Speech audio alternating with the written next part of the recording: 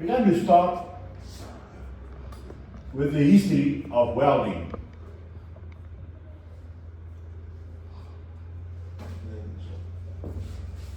But in order for us to make sure that we know the history of welding, we need to first define what is welding. Welding is the process of fusion two materials, or more, but mainly two materials. Fusion again means to melt them or mix them permanently. That means it's like making your coffee. Once you made it, you cannot separate the milk and the sugar again. It's mixed into each other, it's fused. Alright, the history started to fuse materials 3,000 years before Christ. That was the years of when we had like all the blacksmiths and people working with that, and they could melt material and make one of them. Like in the 1300s, we became so advanced that the samurai sword is a typical example where we've got different materials laid onto each other and they fused into one material. That sword is so strong it cannot break. That trade was called the blacksmiths. You see that where they have the coal ovens with the wind blower blowing the wind. So that was the process. Right from 3,000 years, 1300, then came 1881. Now, for the first time, the rod was discovered and arc welding was discovered. Now, that doesn't mean it was commercially available. It only became available in the 1900s. So, welding is a relative new process. Arc welding, the way we know it. Okay. The whole process was to generate heat. To get that to melt, you need to generate heat. We discovered that we can do that by introducing gas. So gas was the first one to generate enough heat to create fusion to melt materials into one. Still today, we have gas welding. I'll get to gas welding later. Let me now step on to the latest things that happened. By the time of discovery, 1881, of electricity, the arc welding process is discovered. Now, the arc should not be confused with a flash. That's like a lightning flash. But that also creates heat. A spark creates heat. But an arc is an electrical short that's controlled. Now, when you control electrical short, that tends to create like a blue ray color, not a red flame like gas. Gas also can get into the blue when we're doing the right mix of gas. But that creates the blue ray. So that means when we're creating an arc, electrical control short, we generate heat.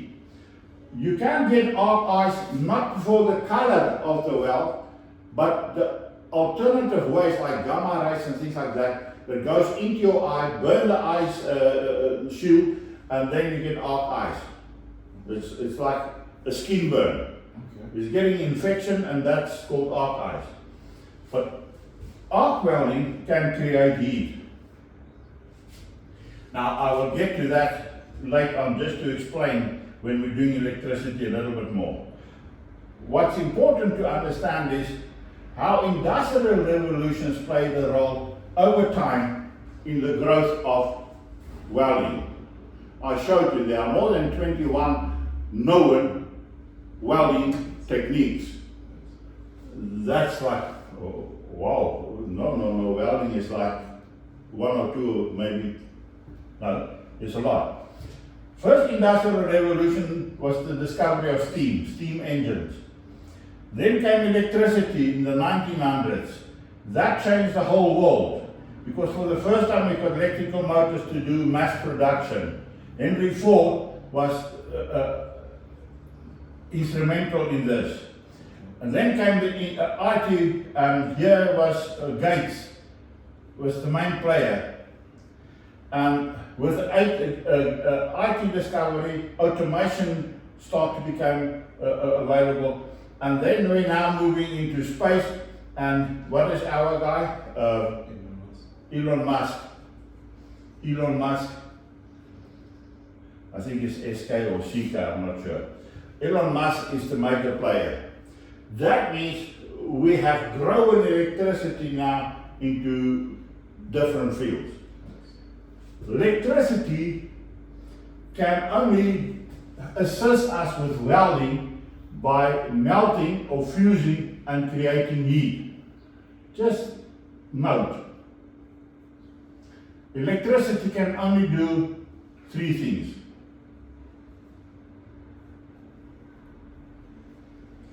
Electricity can only create heat, it can create waves, and it can create movement. Heat is like your geyser, your kettle. Waves are like your radio, your TV, your cell phone. And movement, electrical motor, magnetism. So that's the only three things electricity can do. We are right now interested in the heat component of electricity. By discovery of that, we can now step beyond gas. All right. So now the question is how does electricity create different welding processes, or what welding processes can I generate with that? Let me just explain a little bit of electricity first. The key principle of electricity in generating heat is the transformation process. A transformation process meaning is that you've got two coils, an input and an output. You can, for instance, put in a voltage here of 220, like our domestic one, and you can put in 10 amps. 10 amps times this gives you 2,200 watts. It's always balanced with the output when there's no losses. Let's say we can run close to no losses. But then it means I can change it to 220 amps and 10 volts. Also giving me 2,200. Normally that voltage is too low to sustain the arc, so we will never get that ratio. We will have like 100 amps and 20 volts. So your normal inverter that you buy creates you 100 amps and like 26 volts. Why? Based on that formula in electricity. What creates the heat is the amps.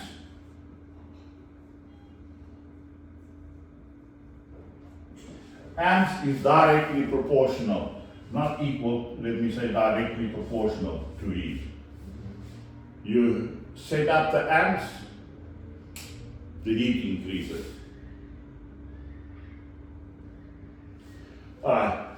That's the simple process of converting electricity to heat is through the transformation process.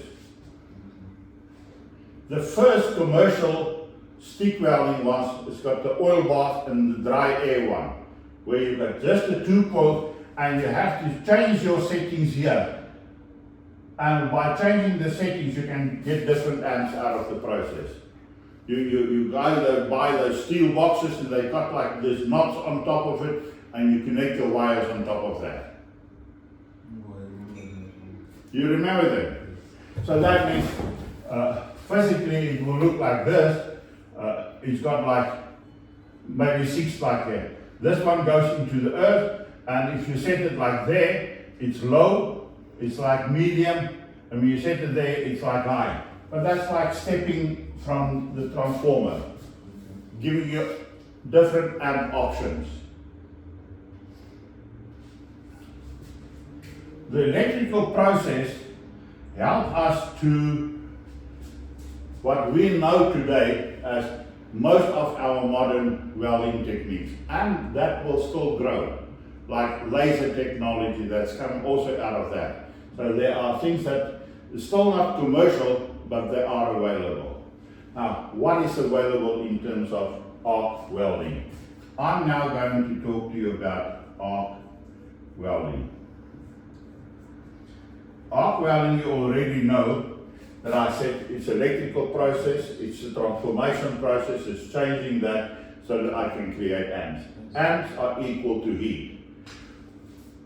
Different arc welding processes that we have today. The common ones. Let us start with the first one. It is commonly known as stick. And the reason why, you're using a welding rod.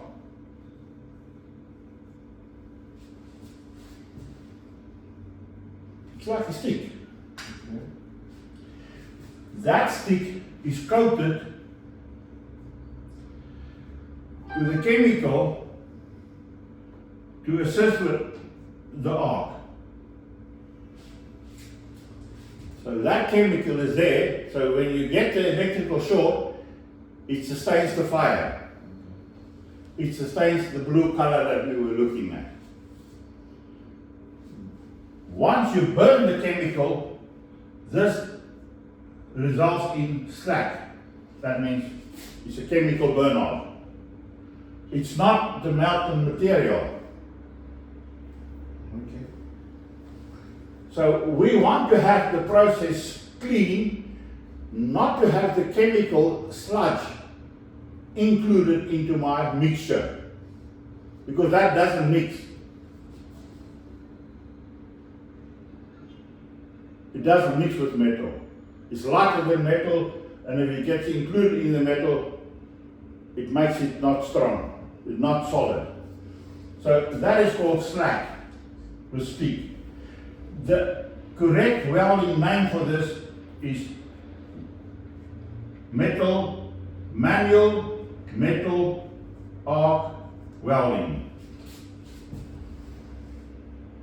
Manual metal arc welding. Process number one. The nice thing about this process is with the flux, it's not that sensitive for the environment. I can even take this rod under sea and weld underwater, where there's no other process that allows me right now to do that. I can do submerged welding. You see, submerged welding is one of the, but it's using the stick process. So meaning you can take that the normal rod and weld underwater with it. That's how they do it. The normal one that we're using. No, it's especially designed. I mean, you need to make sure, yeah. But the process, I'll show you. But that's submerged welding, so surely we had to make some changes. But the process is manual metal arc welding. Okay. The second process, we now, because what is the limitation of this one? I mean, you can only weld to a certain extent, then there's waste. Yeah. You have to stop, throw it away, And start again. Yes. So that was not conducive. So what we then developed is we developed the next process, gas metal arc welding. So what we did is we replaced the gas replaces the flux. So what we discovered is we discovered a gas that can replace the flux. When you're saying like the flux, you mean like The flux is called, that's the chemical that's on the rod to make sure that we can have so when you take a welding rod, you will see on the welding rod there's a coating. Yes. That is called flux. The flux, okay. Flux is the chemical mixture to help us to sustain the arc. Okay. But when the arc is sustained, burning that chemical stuff leaves me with slack. It's not metal. So we discovered we can use a gas to do that. Now, just at this point in time, the gas that's commonly discovered to use that is argon. That gas is called the inert gas. It's a type of gas that helps us to sustain the flame and not like burn out and get oxygen in. Welding does not like oxygen. I'll get to that later on. This process is commonly known as CO2.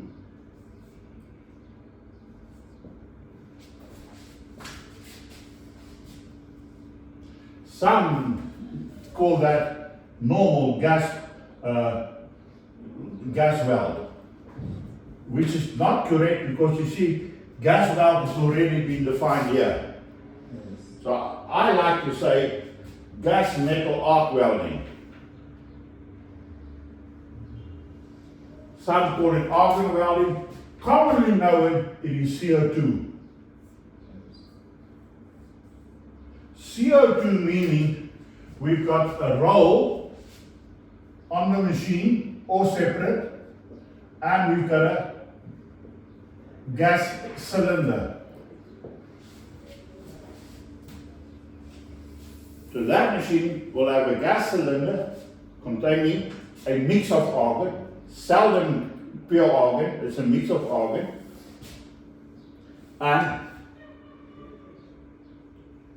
So, meaning it will also have like oxygen, like it will have oxygen in it, yeah, and it will have carbon dioxide in it. I'll show you the combinations later on when we go into detail. So that is called gas metal arc welding. Stick is manual arc welding, gas metal arc welding. The third common process that has been used, and then I'll go to the additions. The third common one is TIG welding. Sorry, this is also called MIG welding. It stands for metal inert gas. Metal inert, meaning blowing together, gas. The third one is known as TIG welding. Tungsten inert gas.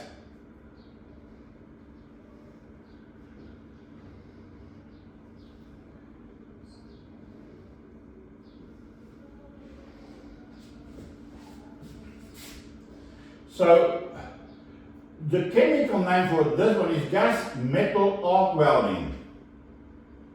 So, we can use the common name TIG welding.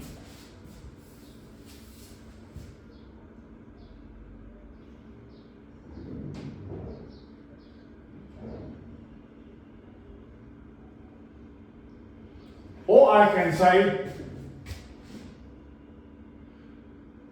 metal inert, sorry, where's my glass?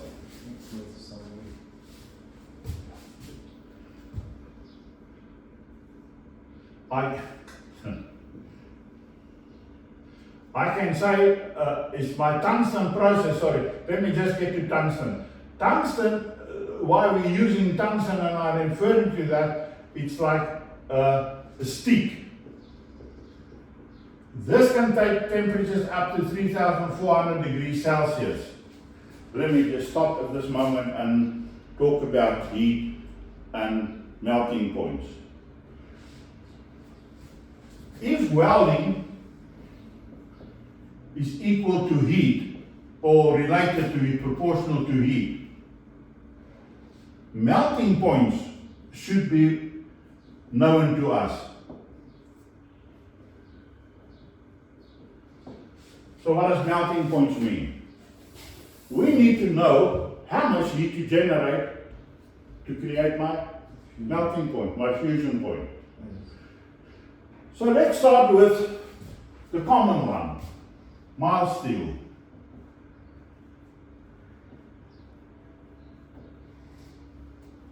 A melting temperature around 1,470 degrees Celsius.